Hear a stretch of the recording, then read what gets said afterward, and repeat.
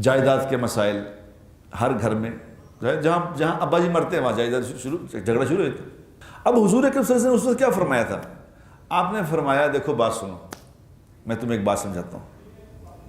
جب تم میں آپس میں اختلاف ہو جائے نا، جب آپس میں اختلاف ہو جائے، بھائیوں میں، بہنوں میں، رشتہ داروں میں آپس میں اختلاف، تو کیا کرنا؟ ادھر آؤ میری بات سنو۔ آپ نے فرمایا جب کوئی جھگڑا ہو جائے آپس میں، جھگڑا اونچ نیچ ہو جائے، وہ کہیں میرا ہے، کوئی میرا ہے، میرا ہے بندہ میرا، جب ایک کوئی کہے تو تم کیا کرنا؟ تم جھگڑا نہ کرنا، تم جھگڑا نہ کرنا، حق چھوڑ دینا، اپنا حق چھوڑ دینا، تیرا بنتا ہے تو چھوڑ دینا۔ تو میں کیا کروں گا؟ تم قیامت والے دن میرے پاس آ جانا۔ اگر تم حق دنیا میں حق چھوڑ کے آئے نا اپنا، تو قیامت والے دن میرے پاس آنا، میں تم سے وعدہ کرتا ہوں، اللہ کا رسول ہوں، میں وعدہ کرتا ہوں تمہیں جنت کے بیچ میں محل لے کے دوں گا۔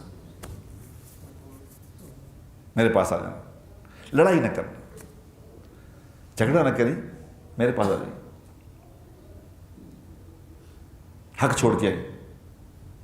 اچھا یہ تو بات سمجھ آ گئی کہ حق چھوڑا، حق چھوڑ دیا تو مجھے اللہ کے نبی نے وعدہ کر لیا کہ جنت کے بیچ میں محل لے کے دیں گے، تو میں نے حق چھوڑ دیا۔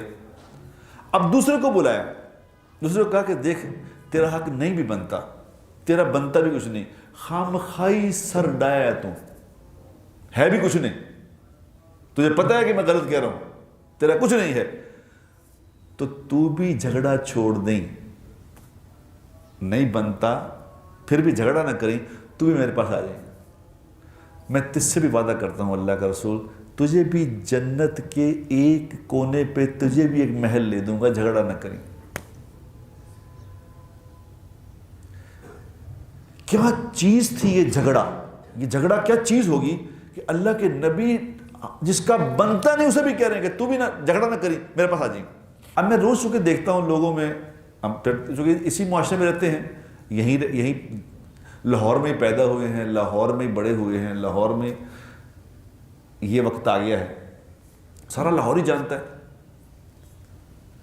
روز کوئی نہ کوئی مسائل تو ہوتے رہتے ہیں، مسئلہ ہوتا رہتا ہے، گھروں میں لڑائیاں ہوتی رہتی ہیں، باہر لڑائی اوپر نیچے ہوتی رہتی ہے زندگی۔ اب میں نے جب یہ حدیث سنی نا، پھر جب اس کو لوگوں پہ امپلیمنٹ کیا تو بات سمجھ آئی کہ کہانی کتنی مشکل ہے۔